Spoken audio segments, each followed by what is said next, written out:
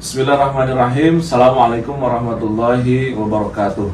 Para pemirsa, para jemaah rahimakumullah, bersyukur kehadirat Allah Subhanahu wa taala pada malam hari ini kita bisa bersama dengan guru kita, ini Al-Mukarram Ustaz Subki Al-Ghuri.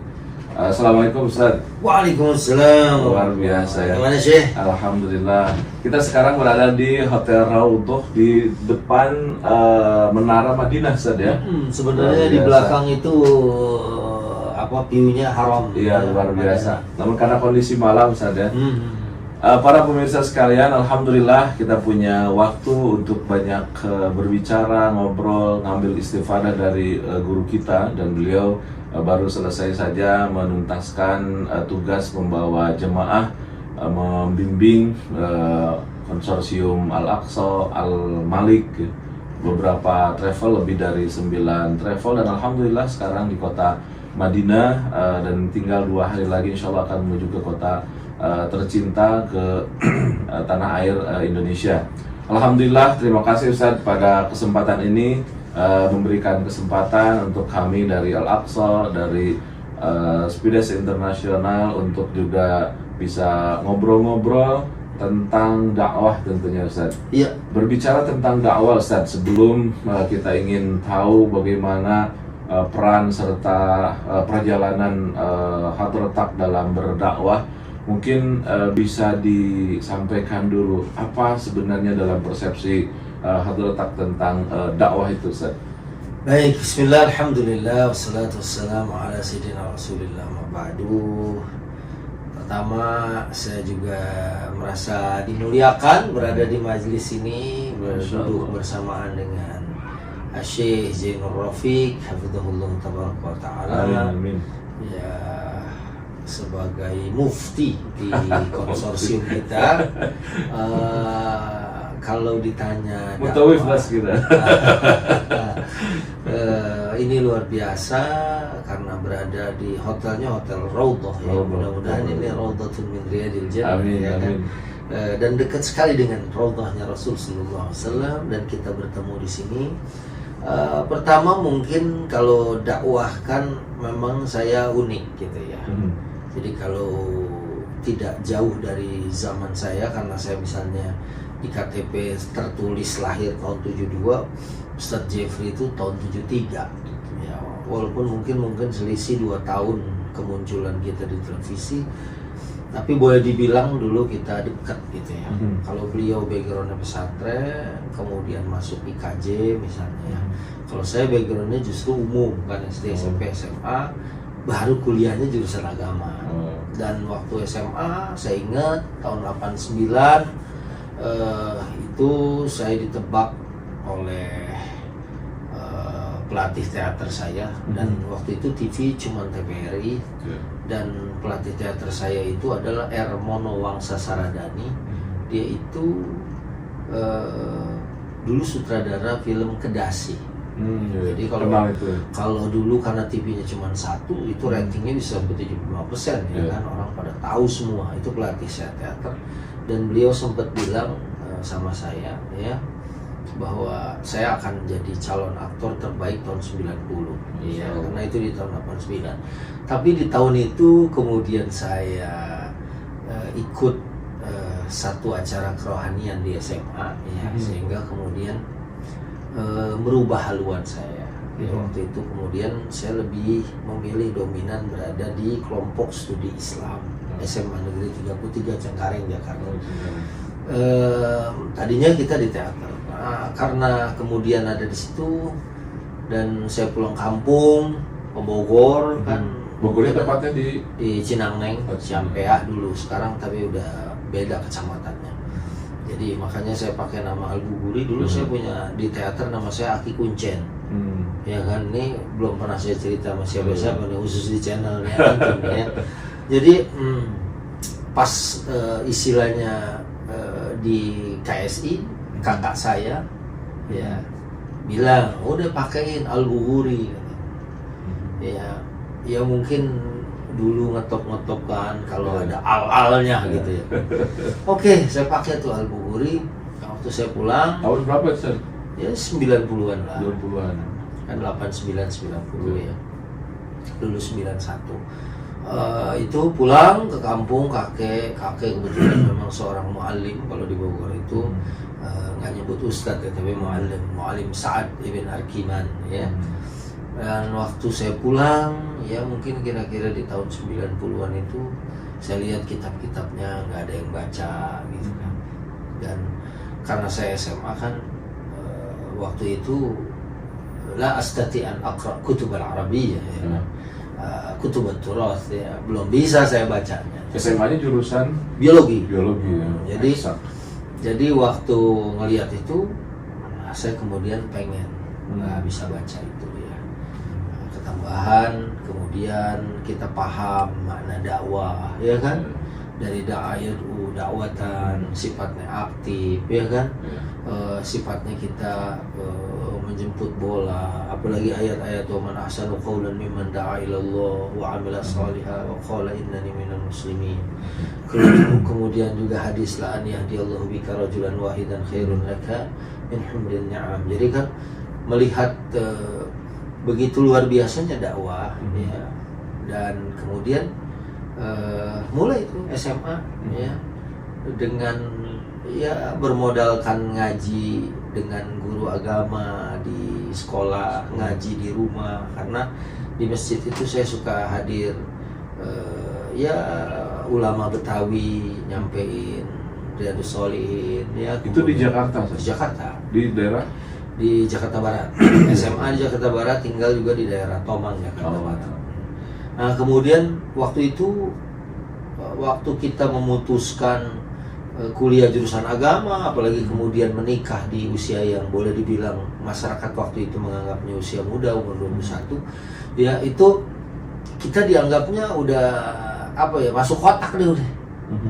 Ya, dalam satu stand up komedi di Indosiar beberapa kali saya diminta stand up, kita ini kalau dipandang sebelah mata aja bagus gitu. Karena biasanya ustadz itu nggak dipandang dua belah mata, karena kita khutbah orang pada tidur gitu, merem gitu ya kan. Nah, dianggap masuk kotak lah.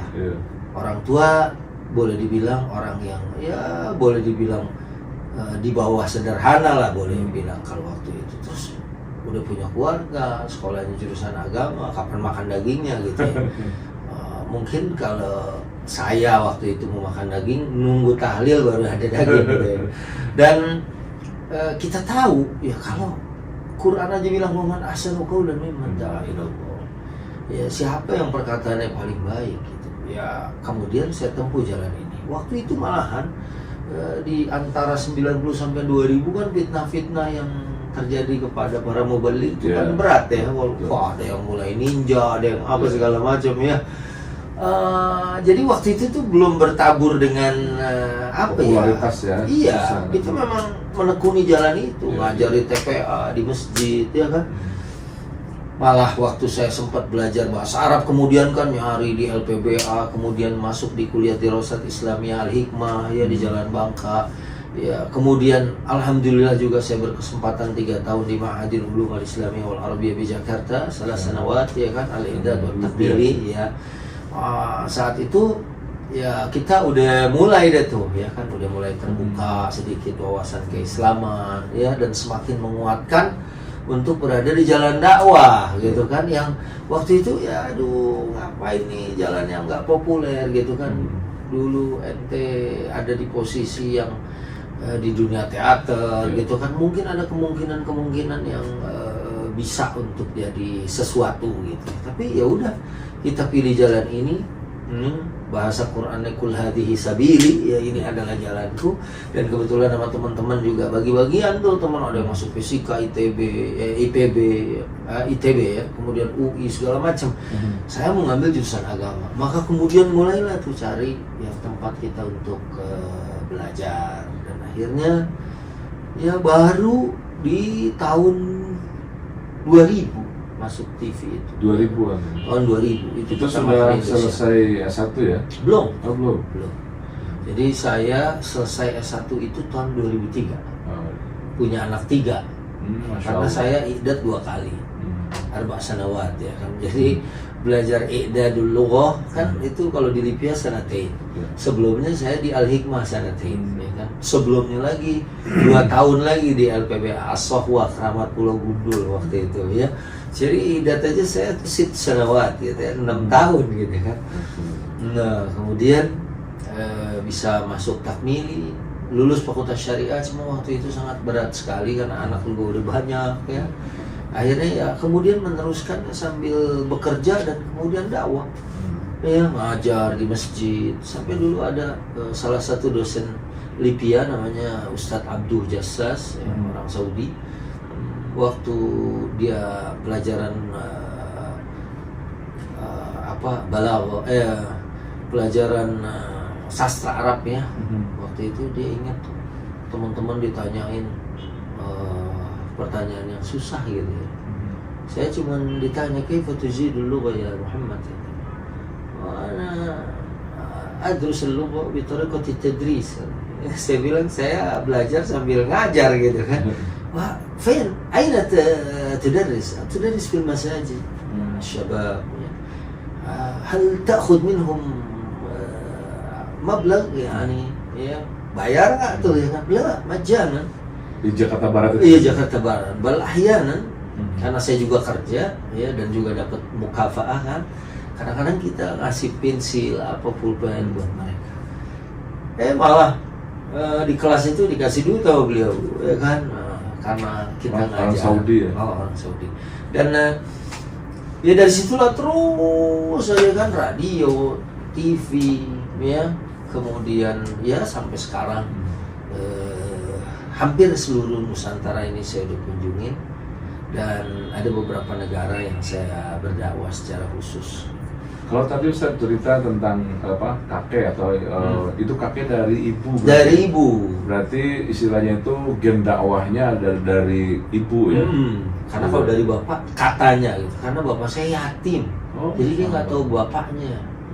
Ya apalagi kakeknya, dia cuma tahu bahwa bapaknya namanya Suaib, ya kakeknya namanya Ilyas. Karena dia sejak kecil itu diurus sama bibinya. Begitu. Katanya sih sebelum pindah ke Empang Bogor, orang Pekalongan kakeknya itu. Kalau pemahaman agama Ustaz berarti itu pure antum ngambil ketika di sekolah, bukan sampai dari kakek ataupun nenek ketika di Bogor ya? Iya, bukan. Karena justru pas pulang itu kitab-kitab fikih, ya tangkilul qaulul hadits, ya model-model gitu, buku-buku tipis itu ya. Sebenarnya kok ini ada yang ini. Ya, saya kemudian dari situ berazam untuk bisa baca gitu kan. Dengan keinginan sendiri. Dengan keinginan sendiri kemudian kita cari-cari. Kalau dakwah itu memang dari SMA memang kebetulan guru-guru agama kita itu ngasih kesempatan untuk jadi khotib. Jadi saya SMA kelas 2 itu sudah jadi khotib di sekolah gitu. Ustaz, mohon maaf, ketika antum kan ngambil istilahnya itu pemahaman keagamaan dengan kalau dikatakan autodidak dengan spirit sendirinya ya, di sekolah gitu kan. Kemudian setelah itu kan masuk ke Libya. Kalau boleh tahu apa yang Ustadz rasakan ketika pertama kali masuk Libya, karena kan Libya itu kan underbow dari Saudi Arabia ya, dan bagi beberapa pemikir lebih di just punya satu style gitu kan. Nah waktu itu Ustadz merasakan keberadaan di Libya itu, apa yang dirasakan Ustadz? Ya karena saya mungkin masuknya kan di idat dan takmili ya, dan kita tahu memang kan dosen kita walaupun ada juga Mesir ya kan, walaupun ada juga Sudan, tapi kan ya namanya ma'had itu kan riayahnya kan Saudi ya. Kita tahu misalnya tauhidnya juga ya kan, kemudian fikihnya juga lebih awal-awal tuh lebih kepada misalnya kalau di idat itu Hambali ya kan, Ahmad bin Hanbal. Tapi waktu takmili kita malah baca Kifayatul Akhyar, ya kan? Dan itu tidak terjadi sebuah perbenturan dalam benak, saya nih harus ada yang harus saya pilih atau nggak ada ya? Ya awal-awal pasti kan, ya karena beliau kan atau di sana itu kan boleh dibilang talqini, doktrinnya seperti ini gitu ya. Jadi ya misalnya kadang waktu itu terhadap musik punya cara pandang sendiri, ya kan. Kemudian terhadap beberapa hal di dalam ya sosial kemasyarakatan kan beda. Misalnya kalau di masyarakat kita tahlil gitu kan, itu kan ya kita tahu lah gitu kan Saudi kayak apa pikirannya gitu.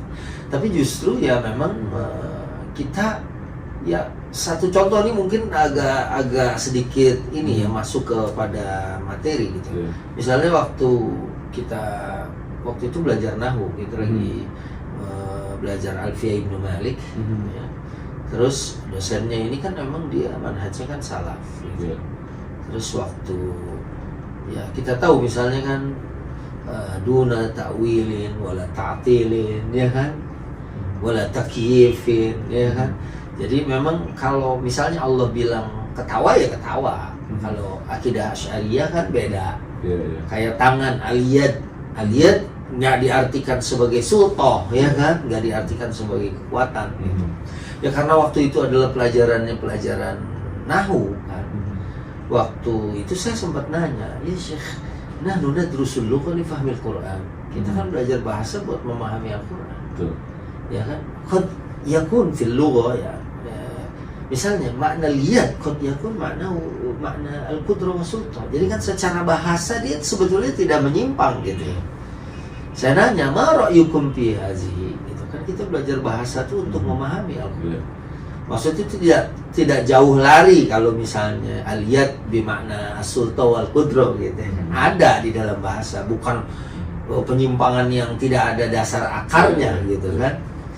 Beliau nggak jawab, cuman bilang soalu ke wajih gitu. Ya kan?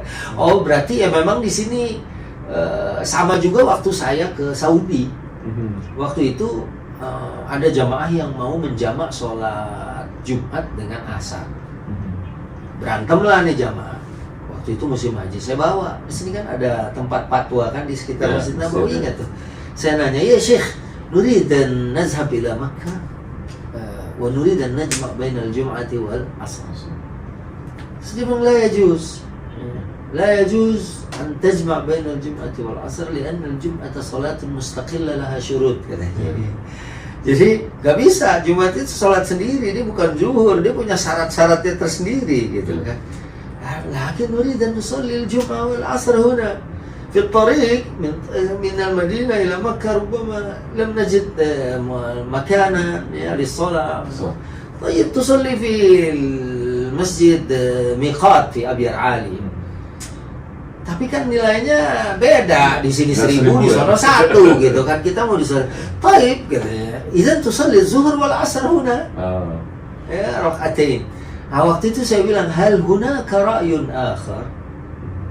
Dia cuma senyum. Karena di sini kan mungkin dia sudah diamanatkan untuk mazhab Hambali gitu. Dia cuma senyum. Mungkin dia tahu juga ada pendapat lain gitu ya. Karena setelah itu kita tahu ternyata pendapat Syafi'iyah ada yang membolehkan ya mengkiaskan Jumat itu dengan zuhur, walaupun tentu yang tidak pakai la qiyas fil ibadah, nggak ada kias dalam ibadah gitu kan. Nah tapi yang begini-begini ini kan justru ya kemudian kita dapat dari kampus juga, kemudian dari berbagai sumber ya. Kalau saya merasakan kemudian malah justru ya kita semakin bijak ya kayak misalnya tawassul bin Nabi.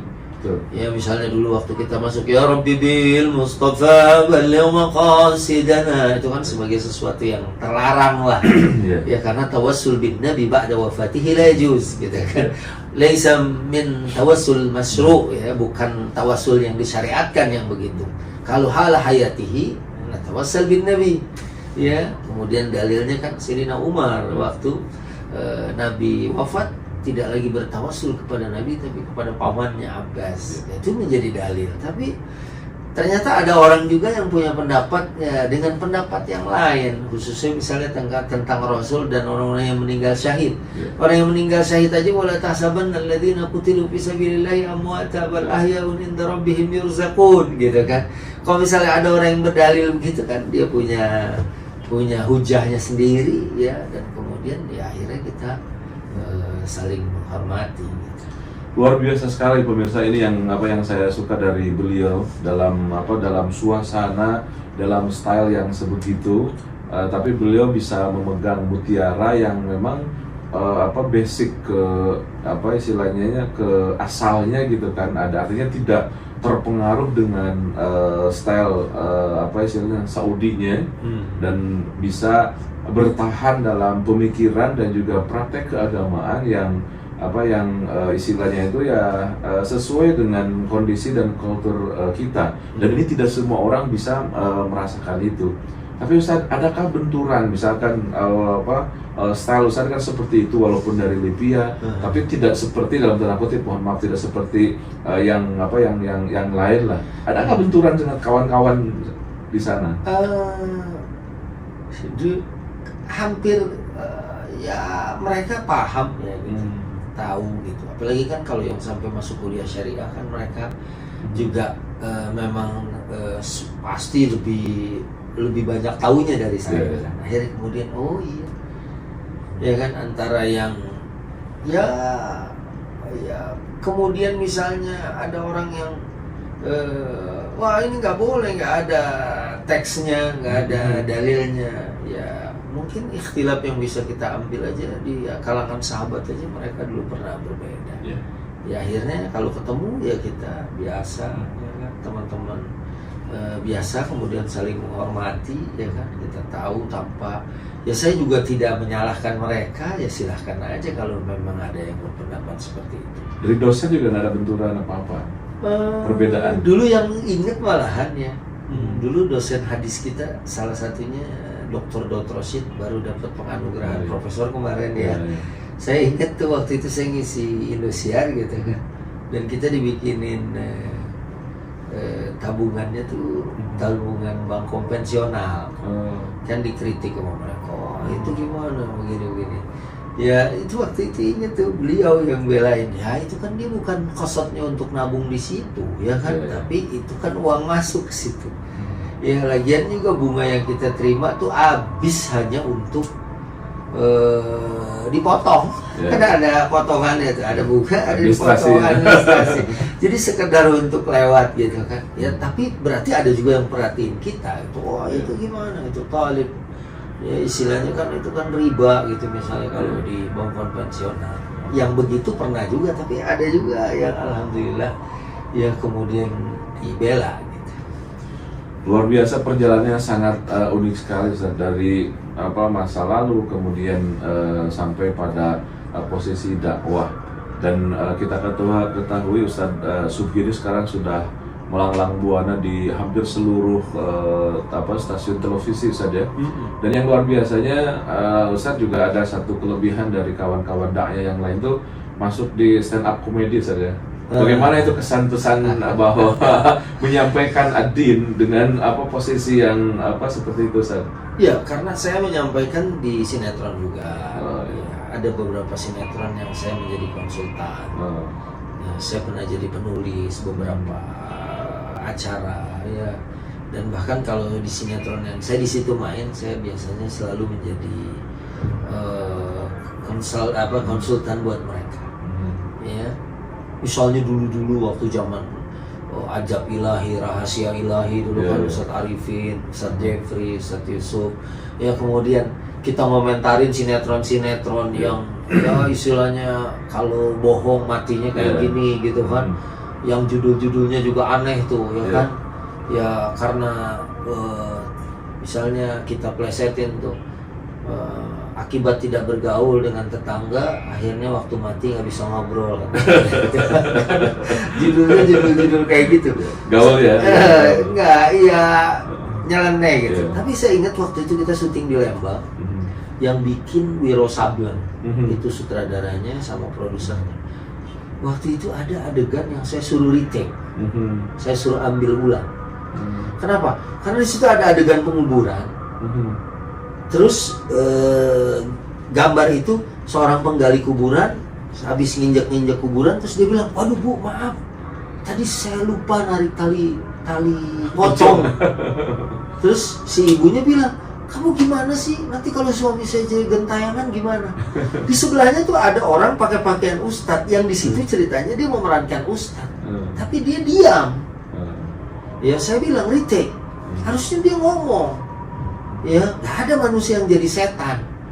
Ya karena sibuk semua ditanya, ya kan. Kalaupun mungkin ada yang gentayangan itu korin, ya kan. Mestinya dia harus bilang. Lalu kenapa misalnya dicabut? Ya itu sesuai sunnah aja. Misalnya kan dibuka, diarahkan ke lahat gitu. Nggak ada hubungannya sama sekali dengan kalau dicabut atau nggak dicabut itu kemudian dia jadi setan gitu ya. Kalimat itu aja sebetulnya perjuangan dakwah Ustaz. Akhirnya kan dia bilang, wah repot nih kalau Ustaz Subki, ya pemain dia pulang suruh retake gitu kan.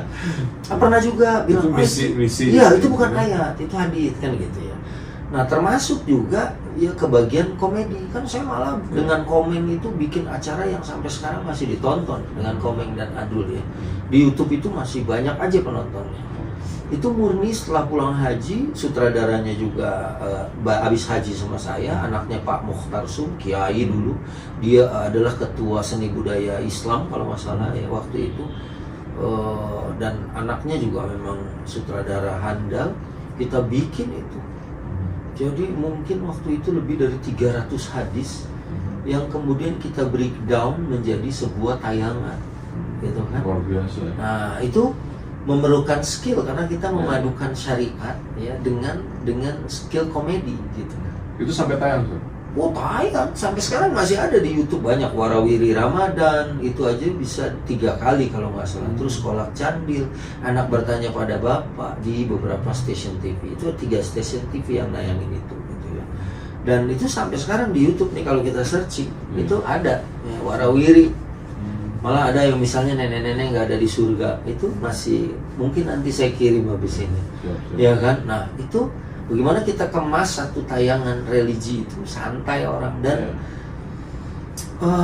pernah ini mohon maaf ya, saya habis makan bakso keluar kemudian ada orang, maaf dia pakai salibnya aja segede jemuran ya, artinya gede banget salibnya gitu kan, tapi dia menyapa saya, Assalamualaikum Pak Ustadz, kaget saya non muslim tapi saya suka ngikutin acaranya Pak Ustadz gitu kan.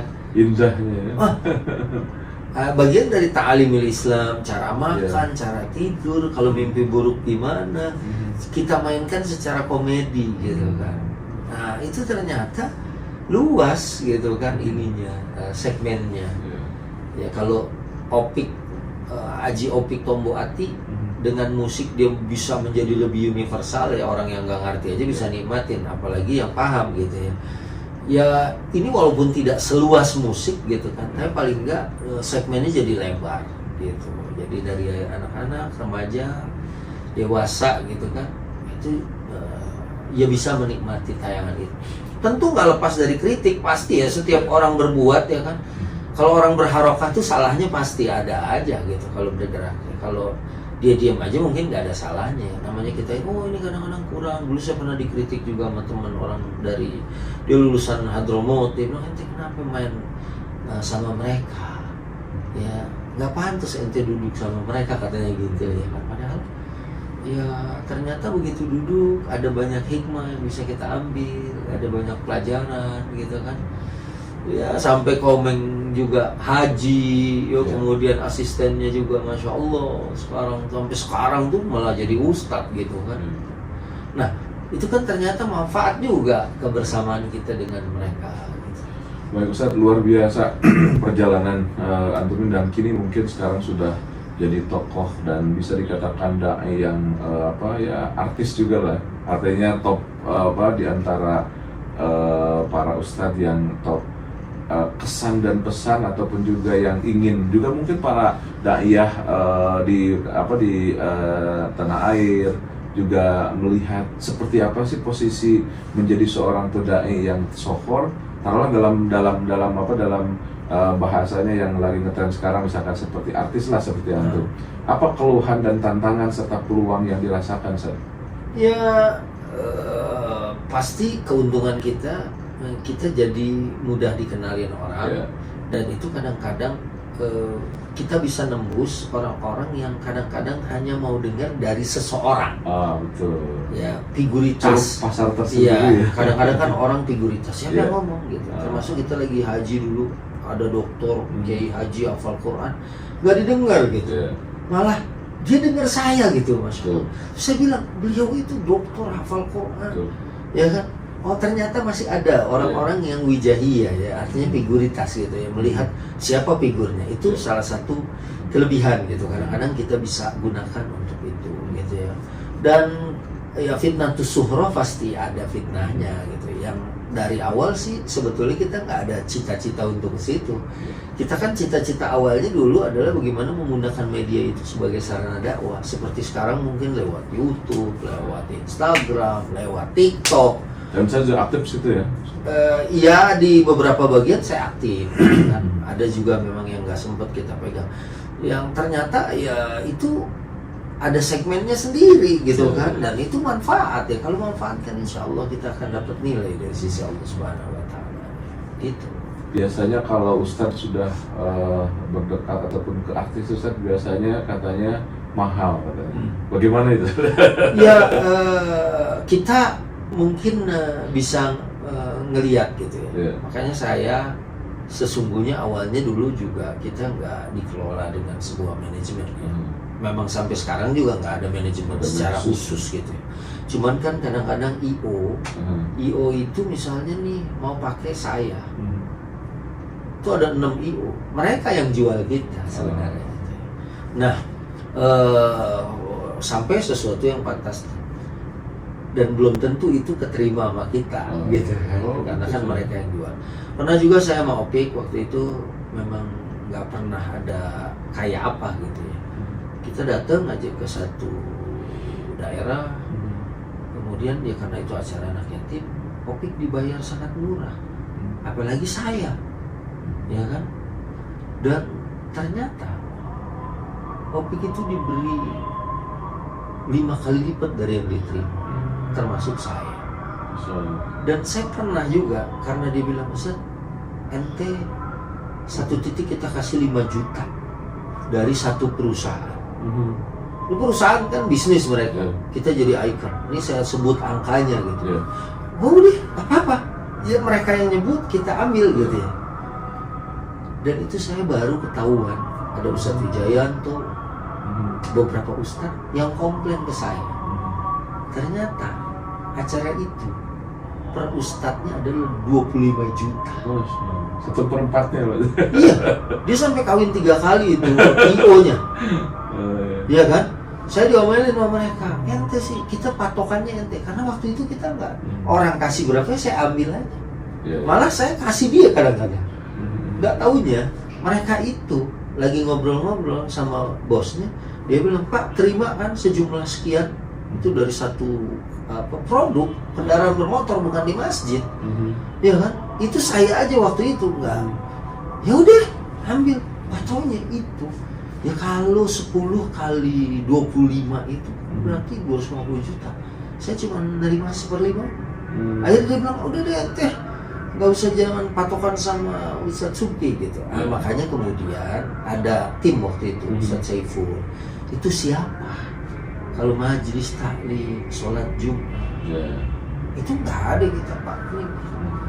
Tapi kadang-kadang ada produk, ada apa, kan ya anak-anak harus lihat. Ya misalnya baju saya pakai Nibras, misalnya kan itu kan ada ini, ya ada hitungannya. Tapi untuk Senin sampai Jumatan kita datang hadir, menyampaikan khutbah dan lain sebagainya, itu kan kita nggak ada hitungan gitu. Luar biasa Ustaz. Jadi mungkin yang terakhir Ustaz, ketika posisi atau sudah seperti itu tentunya ya, apalagi kemarin baru melaksanakan Haji Akbar ya. Artinya proposal hidup kita sudah disampaikan kepada Allah Subhanahu Wa Taala dalam umur antum berarti sekarang di 50 ya? 50. Masya Allah. Apa yang ingin disampaikan, apa yang ingin diraih di setelah 50 ini dalam cakupan dakwah keumatan Ustaz? Mungkin Ustadz juga dekat dengan Mamah Dedeh ya. Saya ingat Mamah Dedeh itu di usia 58-an, beliau baru berkibar. 58. Berarti kan ya bisa nanti di cross check dengan Mama ya, kira-kira seperti itu. Berarti kan kita masih panjang nih jalannya. Karena Mama sekarang dakwahnya tuh luar biasa, baik bil lisan dan bil hal. Mama juga sebenarnya adalah daiyah yang nggak ada tarif-tarifan sebenarnya buat Mama. Tapi orang memberikan penghargaan yang tinggi memang sama Mama, ya kan? Nah, dan beliau kalau dapatkan sesuatu yang besar, itu beras, apa segala macam, sepatu buat anak yatim, duafa, ya kan? Nah, itu yang jadi cita-cita saya nanti. Ada pesantren, ada madrasah, ya sekarang juga misalnya udah ada kecil-kecilan. Di Bogor atau Jakarta? Ya, Bogor dan Jakarta. Ya, mudah-mudahan itu, ya saya pengen tuh seperti Mama. Waktu pandemi aja dia nggak keluar, itu ngebagiin anak-anak kecil lebaran tuh 500 juta. Ya, ini saya sebut beberapa angka kan menunjukkan betapa besarnya uang yang dikeluarkan oleh Mama itu. Berapa pasang sepatu buat ratusan anak yatim dia beli, gitu kan? Nah, itu kan dahsyat. Khairun nas anfa'uhum linnas, supaya kita menjadi manusia terbaik yang memberikan manfaat buat manusia yang lain. Kalau keluarga Ustaz, antum anak berapa sekarang? Anak 6. Nah, paling besar Abdul Jabbar 29 tahun ya, sekarang ya. Berarti udah punya cucu saya. Satu. Dia udah kakek lah. Makanya waktu kemarin Ramadan itu kan kita keluar satu keluarga tuh tayang di Indosiar ya waktu itu di rumah kita yang di Bogor. Alhamdulillah udah syuting sama cucu. Udah kakek-kakek tapi kok masih kayak anak muda Ustaz?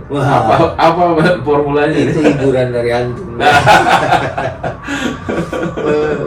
Jadi sebenarnya ya memang di rumah udah dipanggil abah nih gitu kan.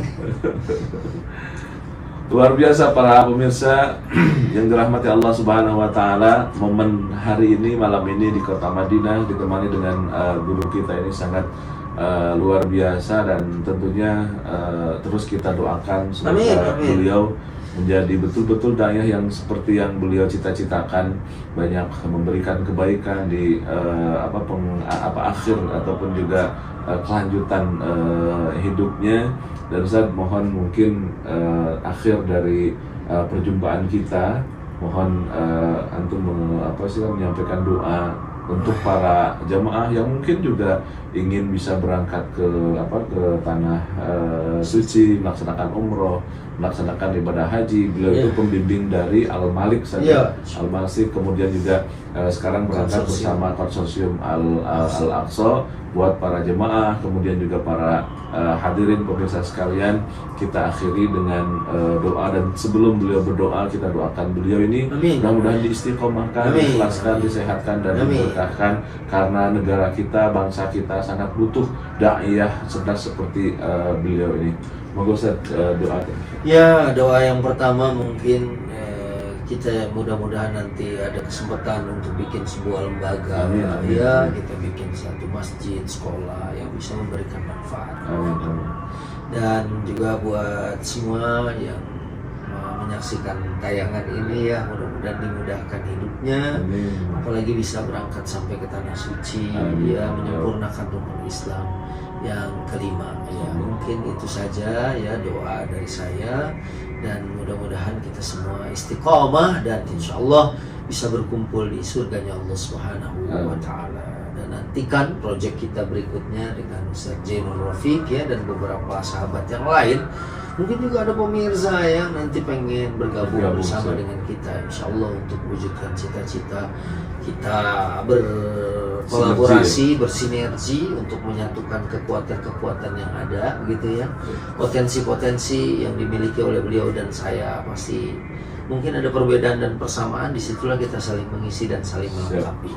Ya, mudah-mudahan semuanya bisa ke tanah suci dan bisa istiqomah ya sampai hatta ya'tiyakal yakin, sampai kita mendapatkan keyakinan yakni al-maut.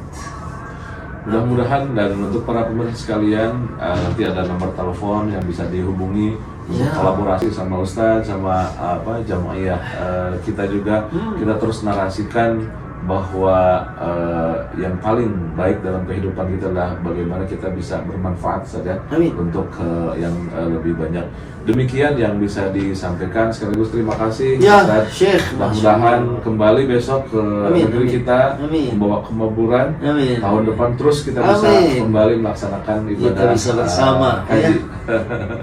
Terima kasih. Wassalamualaikum warahmatullahi wabarakatuh.